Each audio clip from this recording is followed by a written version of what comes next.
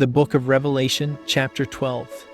Now a great sign appeared in heaven, a woman clothed with the sun, with the moon under her feet, and on her head a garland of 12 stars.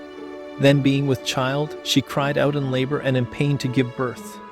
And another sign appeared in heaven, behold, a great, fiery red dragon having 7 heads and 10 horns, and 7 diadems on his heads.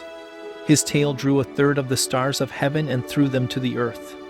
And the dragon stood before the woman who was ready to give birth, to devour her child as soon as it was born.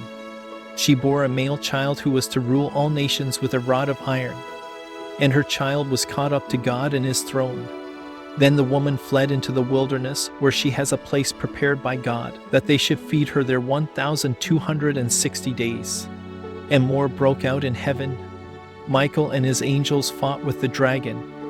And the dragon and his angels fought, but they did not prevail, nor was a place found for them in heaven any longer. So the great dragon was cast out, that serpent of old, called the devil and Satan, who deceives the whole world. He was cast to the earth, and his angels were cast out with him.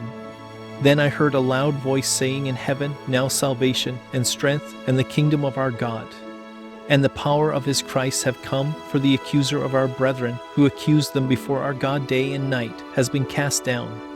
And they overcame him by the blood of the Lamb and by the word of their testimony, and they did not love their lives to the death.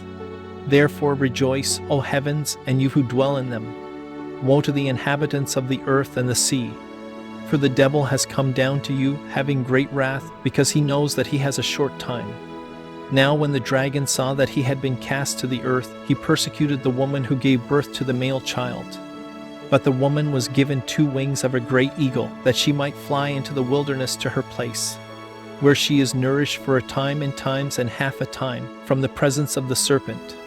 So the serpent spewed water out of his mouth like a flood after the woman, that he might cause her to be carried away by the flood.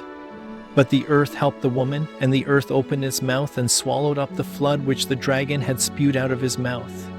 And the dragon was enraged with the woman, and he went to make war with the rest of her offspring, who keep the commandments of God and have the testimony of Jesus Christ.